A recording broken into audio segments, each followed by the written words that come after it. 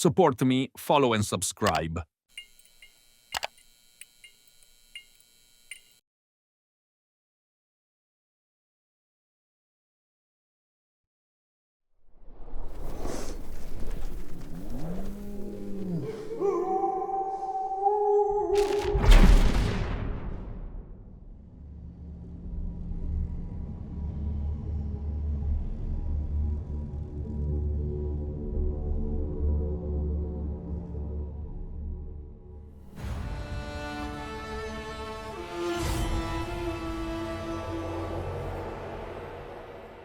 Hello, my name is Daniel Sadowski and I'm the design director at Rebel Wolves. I would like to welcome you to the Blood of Dawnwalker summer gameplay video. Our game is a story-driven, open-world dark fantasy RPG set in medieval Europe. The game is currently in pre-beta stage, and what we are going to show you is just a part of one of the mid-game quests.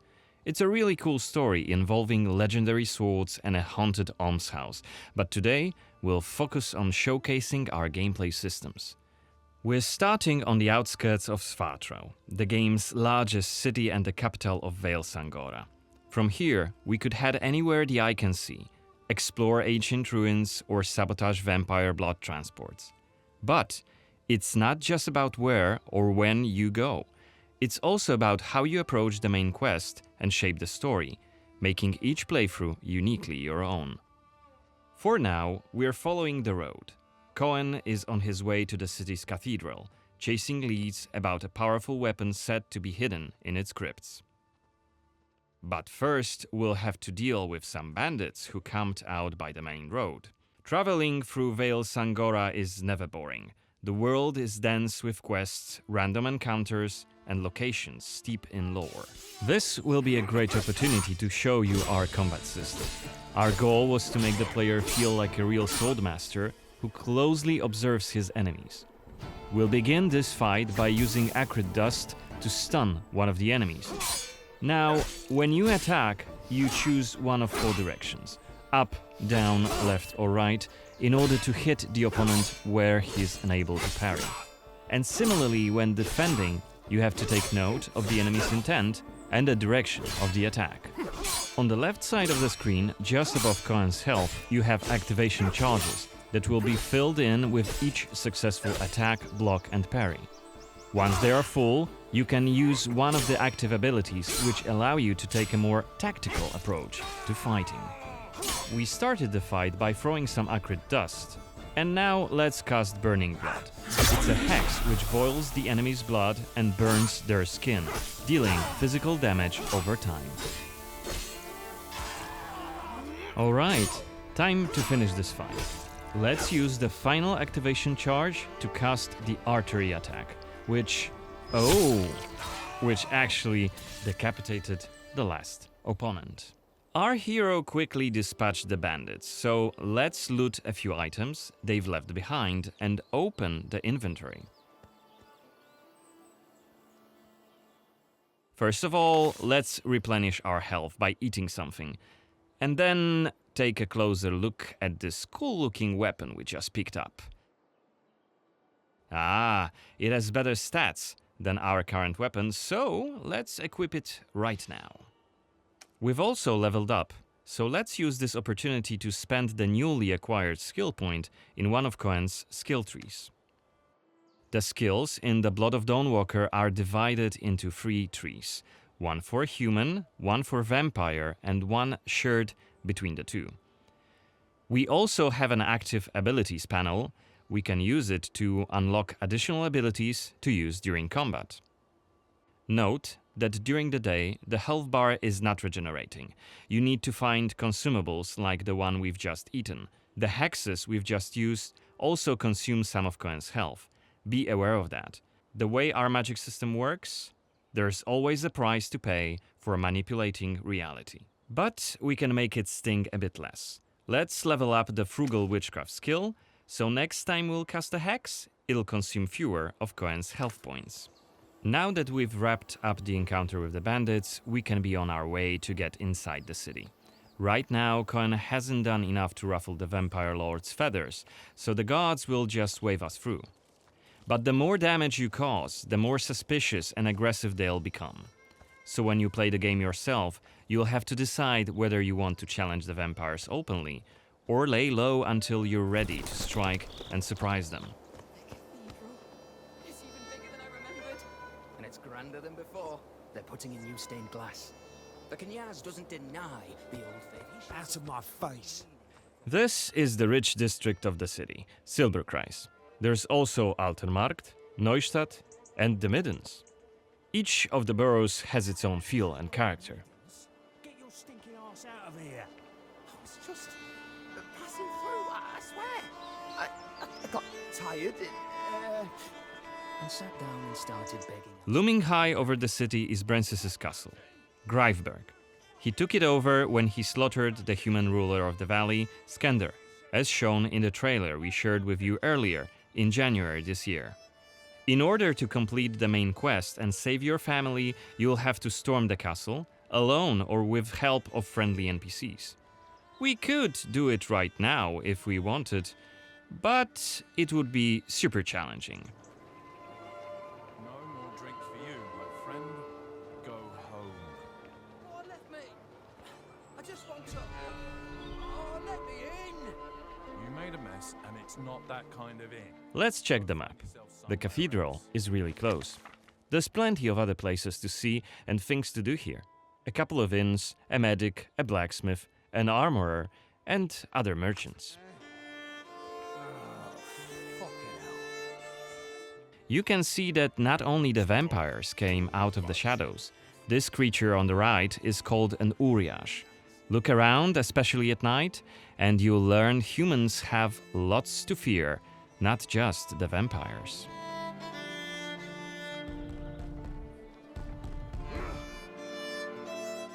And here we can see guards pounding on some poor guy's doors. What is it about? Disrespecting the Knyaz, singing songs that mocked him and the faith. Who told you this nonsense? Was it Livia? It's just one of many different community scenes we're implementing in the game. Watch them closely when you play, as they might point you to new quests and hidden treasures, or signal changes in the game's world. Once again, I humbly beg of thee. I humbly.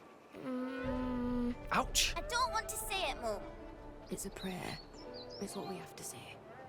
Go on. I humbly beg of thee, protect him and protect. Okay, we are at the cathedral gates. Again, since Cohen isn't yet wanted by the vampire regime and it's daytime, we can simply walk inside.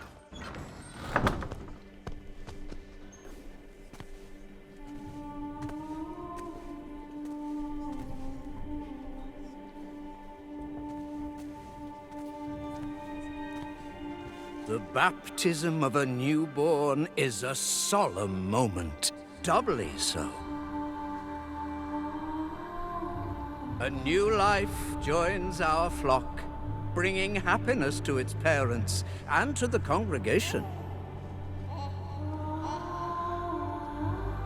Natus ex sanguine est, alitur sanguine, et in sanguine morietur. Ego te baptizo in nomine Dei. Amen.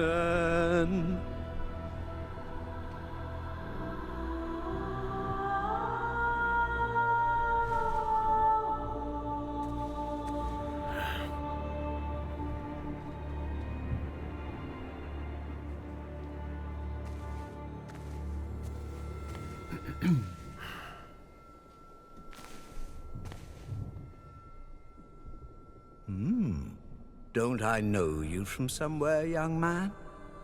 Laslia, maybe? I'm sorry, but you must be mistaken. Am I? Perhaps. Perhaps. My memory isn't what it used to be. Come with me. I'll take your confession. Thank you, but I have no need for confession. Ah, so you deem your conscience clear? I wouldn't go that far. But I'm sure you're a busy man, Father. So while I appreciate the offer, I feel that my soul shouldn't be your priority. I won't press the matter. You are quite correct. I have many other duties to attend to. But please remember that in order to be saved, we all need to repent.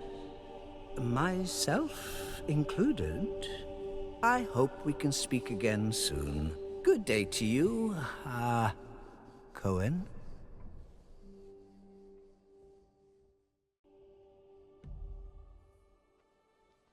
What we saw right here was just one of many cutscenes we recorded for the game, which smoothly transitioned into a dialogue scene. We use cutscenes to highlight key scenes or showcase interesting bits of lore. Like this blood baptism. Creepy, isn't it? The core feature of the Blood of Dawnwalker is the dual gameplay loop. Remember, Cohen may be a human during the day, but he turns into a vampire at night, and has a different set of skills at his disposal. And this is just one variable that affects our quests. Depending on when you tackle a particular quest, what choices you've made earlier, whom you befriended, or whom you've angered, your gameplay and story experience will be very, very different. So each quest is a complex structure with multiple possible paths leading to the end goal. We maximize players' freedom and agency, offering you a narrative sandbox to play in. I wonder what secrets may be concealed up there, just beyond Cohen's reach. And how do we get there? It's impossible to do during the day, but come night, it's an entirely different story. Let us explain what we mean by taking our current quest as an example. During the day, we got inside the cathedral without any problems, since it's open for all to see and Cohen doesn't yet stand out from the crowd. The scaffolds, though, are outside of his reach. But climbing them won't be a problem for the vampire, who has many more exploration abilities at his disposal. Bear in mind, Cohen has not completed the quest yet. What's more, there are still a few clues to be found in order to solve this story. It's worth mentioning that narrative sandbox also means that we may completely abandon this quest and follow a different path to defeat Brensis. For today, we're focusing on the gameplay part, so let's see how we could tackle this particular quest during the night. We're starting right after dusk, as a vampire, on the rooftops of Svatro. Right now, we have 22 days left to complete this goal. This counter is always displayed and you will be warned each time it's pushed forward. So you have to be aware of the time, and it's more of a resource you'll be spending than a racing clock. As a vampire, you'll see and experience the world from a different perspective. You can travel quickly and easily access places beyond the reach of regular humans. Let us show you what we mean. This is Shadow Step, a unique vampiric ability allowing Cohen to jump to almost any place within his reach. Now let's take a good look around using the focus mode. This ability highlights objects of interest and loot. And there is something right here. This time it's just some items to grab, but on other occasions, who knows? You might come across a hidden quest. Looks like our health is quite low. This is because, as a vampire, your health bar also represents your hunger level, and you start each night thirsting for blood. Remember, you have to quench this appetite in order to make full use of your vampire abilities, and rein in your monstrous nature around NPCs. Otherwise, you may end up draining someone important, which may lead to unpredictable consequences. We'd better feed then. Maybe on someone who is standing all alone, like this drunkard. Let's grab him and use Voracious Bite ability. Unless you lose control due to hunger, you get to decide how much blood to drink. You can drain just a bit and knock your victim unconscious, or go all the way and kill them. And if you're adamant you don't want to hurt innocent humans, you can drink from animals and some other creatures. Finally, we are at the cathedral, but it seems to be closed for the night, and the entrance gate is well guarded. Let's find another way in.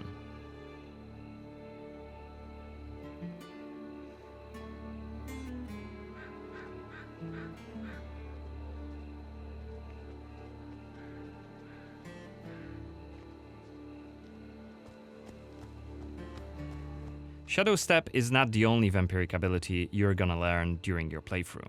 Cohen can also use Plane Shift to scale walls and even ceilings smoothly.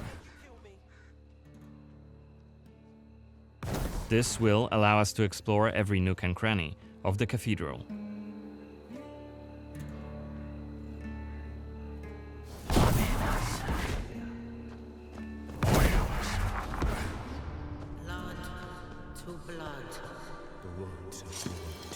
Better be quiet. Is that voyeurist Xanthi? What the hell is she doing here? What is she doing? Is that a ritual for the blood gods? They're covering up the old paintings. Why? One of the workers must have left it. Seems that the cathedral complex is quite big. The main building, cloisters, inner courtyard. The entrance to the crypt could be anywhere. Won't get anything done just standing around. Still. This was a scene investigation, a mechanic we used to zoom in on and showcase key clues. This time we had a chance to learn more about the vampire's plans. Looks like they're keen to cover up the old frescoes, so that's something we could take a look at. This way we could learn more about the cathedral's past.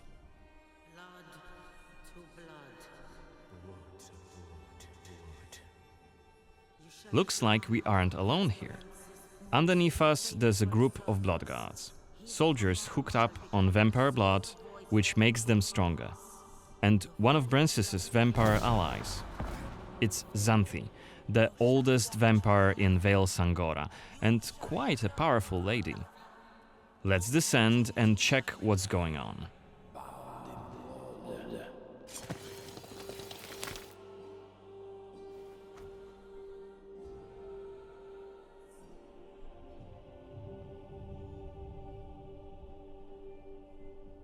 Don't think I don't see you skulking in the shadows.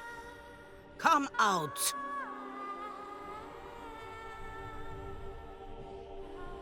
You're interfering with my task.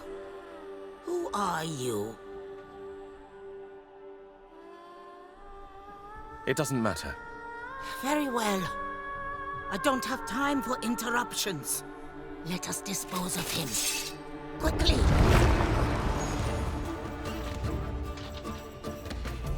You've withstood it. Fascinating. Cohen is using his claws to attack when in vampire form. Blood guards are dual-wielding opponents. Their attacks are pretty strong. Of course, even when fighting with claws, combat is still directional. Don't worry, Cohen can still use his sword as a vampire. You haven't lived long. Only after defeating all three of the blood guards, Xanthi deems Cohen worthy of a challenge, and she descends to face him. She uses her blood control powers to cast a multitude of attacks, like her blood whips that hit Cohen from left and right. Xanthi is protected by a powerful vampire ability. Once her stamina runs out, Cohen will have an opportunity to strike and deal some damage. But be careful, cause Xanthi is quick to counterattack and she will also try to restore her blood. Meanwhile, look at the indicator just below her health and stamina. It's a timer for the boiling blood skill that you've seen in the CGI trailer. So, if we don't hurry, the timer goes down to 0 and Cohen will eventually explode. And we're dead. Remember, We were only mid-game here, and Xanthi is one of the game's most punishing enemies. Defeating her right here and right now is very much possible, but it would be hellishly difficult. A fun challenge for hardcore players. Otherwise, we could load the game and explore the cathedral without drawing her attention. Or try to get to her while she's not surrounded by bodyguards. Xanthi, like all other vampire allies, has her own questline. Explore it, and you can learn more about her past, motivations, and maybe even try to reason with her. What you do is entirely up to you. Remember, our design principle is the narrative sandbox. There is no difference between main quests and side quests. There's just different stories that you weave together into your own unique adventure. But that's coming in 2026. For now, I'd like to thank you for joining me on this gameplay video presentation. We've just shown you a tiny glimpse of the Blood of Dawnwalker. There's definitely more to come in the coming months, so stay tuned for any updates being posted on our social media profiles. Goodbye!